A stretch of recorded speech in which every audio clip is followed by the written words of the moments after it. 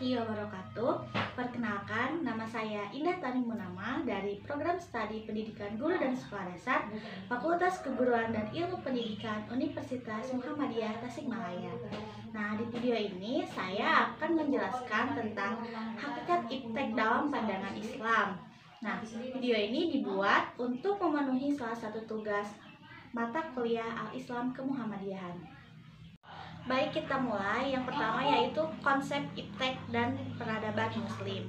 Iptek atau ilmu pengetahuan, teknologi, dan seni, kata ilmu dengan berbagai bentuk terulang sebanyak 845 kali dalam Al-Quran.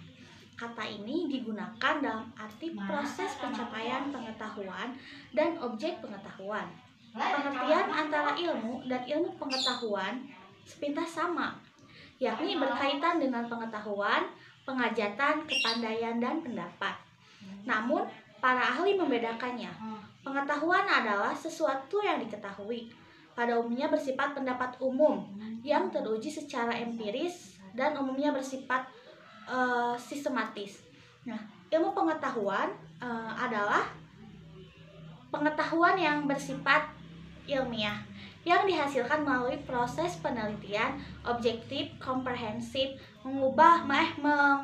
mengubahkan berbagai mode pendekatan penelitian. Ilmu pengetahuan membuat manusia menjadi dekat dengan penciptanya dan terangkat derajatnya. Allah berfirman dalam Al-Quran, Quran Surat Az-Zumar ayat 39. Selanjutnya yaitu teknologi. Teknologi diartikan sebagai metode ilmiah untuk mencapai tujuan praktis atau ilmu pengetahuan terapan. Ketersediaan lahan yang diciptakan oleh Allah mengantarkan manusia untuk memanfaatkan alam bagi kehidupan mereka. Keberhasilan manusia memanfaatkan alam merupakan hasil dari teknologi. Nah, teknologi merupakan penjelajahan ilmu dalam bentuk alat dan wahana kehidupan. Selain dapat dianggap sebagai wujud peradaban manusia dalam setiap zamannya. Seorang muslim diperbolehkan menerima hasil teknologi yang sumbernya netral, tidak menyebabkan perbuatan maksiat, dan bermanfaat bagi kehidupan manusia. Jika seorang lalai karena teknologi tersebut, maka bukan hasil teknologinya yang harus ditolak, melainkan manusia sebagai pengguna maupun penghasilnya harus diarahkan agar aktivitas kehidupannya selalu dalam bingkai nilai-nilai ajaran Islam. Nah, sedangkan seni adalah keindahan. Seni merupakan ekspresi rohani dan budaya manusia. Benda yang diolah secara kreatif bisa disebut karya seni. Seni terlahir dari dorongan sisi terdalam manusia yang mendukung nilai-nilai keindahan. Dorongan tersebut merupakan fitrah yang dianugerahkan dari Allah Subhanahu wa Ta'ala. Nah, peradaban Islam. Peradaban Islam ini mempunyai prinsip-prinsip dasar. Maju mundurnya suatu peradaban berkaitan erat dengan maju mundurnya ilmu pengetahuan. Sebab substansi peradaban adalah ilmu pengetahuan. Wujud sebuah peradaban merupakan produk dari akumulasi 3 elemen penting, yaitu kemampuan manusia untuk berpikir sehingga menghasilkan sains dan teknologi. Yang kedua yaitu kemampuan berorganisasi dalam bentuk kekuatan politik dan militer. Yang ketiga yaitu kesanggupan berjuang untuk hidup. Nah, prinsip-prinsip peradaban Islam merujuk pada sumber ajaran Islam, yaitu menghormati akal, memotivasi untuk menuntut dan mengembangkan ilmu, menghindari taklid buta, tidak membuat pengrusakan. Sumber peradaban Islam adalah Al-Quran dan Al-Hadis. Sebagai sumber peradaban, Al-Quran mengilhami lahirnya berbagai pemikiran dari para pemikir muslim. Dalam menciptakan pemikirannya, mereka menggunakan Al-Quran sebagai sumber inspirasi. Al-Quran mengandung ayat-ayat merupakan sumber ilmu pengetahuan dan teknologi. Nah, Al-Quran membantu manusia mengungkapkan peradaban masa lalu untuk dijadikan pelajaran agar manusia senantiasa melakukan dialog dengan peradaban-peradaban sebelumnya. Dialog antar peradaban merupakan sesuatu yang niscaya sebab sebuah bangsa ketika sedang mengalami kejayaan terkadang memberi pengaruh dan peradaban lain. Sebaliknya, ketika mengalami kemunduran cenderung dipengaruhi oleh peradaban lain. Nah, bangsa yang kuat hanya akan mengambil pengaruh positif dari peradaban ini. Nah, selanjutnya yaitu hubungan ilmu, agama, dan budaya. Hakikat seorang muslim adalah untuk mencari kebenaran karena dibekali oleh Allah Subhanahu wa taala akal dan pikiran yang dibimbing oleh nilai-nilai agama. Ketiga aspek yang digunakan untuk mencari kebenaran tersebut memiliki titik persamaan, titik perbedaan, dan hubungan antara satu dengan yang lainnya. Agama dan budaya berjalan beriringan sehingga memiliki hubungan yang erat dalam dialektikanya. Agama sebagai pedoman hidup manusia yang diciptakan oleh Tuhan dalam menjalani kehidupannya. Sedangkan kebudayaan adalah sebagai kebiasaan tata cara hidup manusia yang diciptakan oleh manusia itu sendiri dari hasil daya cipta, rasa, dan karsanya yang diberikan oleh Tuhan. Nah, hubungan kebudayaan dan agama tidak saling merusak.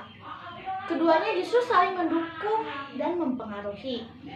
Ada paradigma yang mengatakan bahwa manusia yang beragama pasti berbudaya, tetapi manusia yang berbudaya belum tentu beragama. Jadi, agama dan kebudayaan sebenarnya tidak pernah bertentangan karena kebudayaan bukanlah sesuatu yang mati, tapi berkembang terus mengikuti perkembangan zaman. Nah, demikian pula agama selalu bisa berkembang di berbagai kebudayaan dan peradaban dunia. Kebudayaan menjadi perantara secara terus-menerus yang dipelihara oleh pembentuknya dan generasi selanjutnya yang diwarisi kebudayaan tersebut. Sedangkan agama yang terdapat di masyarakat, perkembangan ilmu di satu sisi berdampak positif karena dapat memperbaiki kualitas hidup manusia jika ditunjang teknologi, seperti pada bidang komunikasi, transportasi, medis, dan sarana industri. Di sisi lain, terkadang ilmu yang ditunjang teknologi dapat berdampak negatif karena merugikan dan membahayakan martabat manusia, sehingga diperlukan tatanan ajaran agama untuk memberikan petunjuk. Yang ketiga yaitu sunatullah atau kausalitas. Nah, kausalitas merupakan hukum Allah yang paling mendasar. Sunatullah merupakan ide global dari konsep kausalitas yang kemudian dijadikan metode berpikir ilmiah.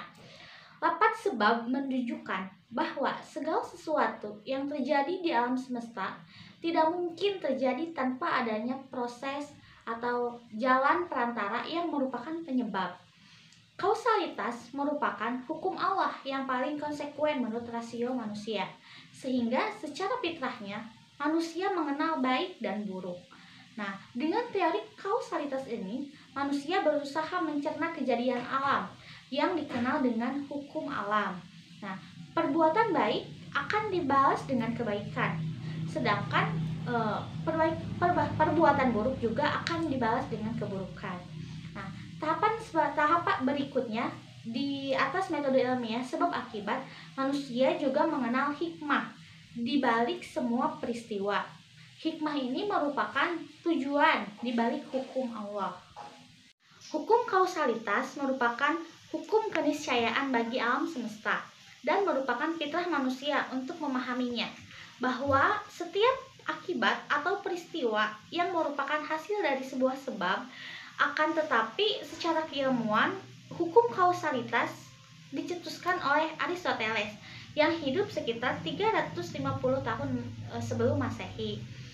Tidak banyak yang mengetahui bahwa Aristoteles hidup bersama dengan masa sang Raja Iskandar Zulkarnain, ya, yang kisahnya diabadikan dalam surat Al-Kahfi ayat 84, yaitu dimana sesungguhnya kami telah memberikan kekuasaan kepadanya di muka bumi, dan kami telah memberikan kepadanya jalan untuk mencapai segala sesuatu. Nah, kata sebab yang berarti jalan atau proses seseorang, Iskandar Zulkarnain ini merupakan tanda kekuasaan Allah yang tertulis secara tekstual dalam Al-Quran. Sedangkan kisah Raja Iskandar Zulkarnain merupakan ayat-ayat kauniyah bagi manusia. Mungkin cukup sekian yang dapat saya sampaikan. Mohon maaf bila terdapat banyak kekurangan. Semoga bermanfaat. Wassalamualaikum warahmatullahi wabarakatuh. See you.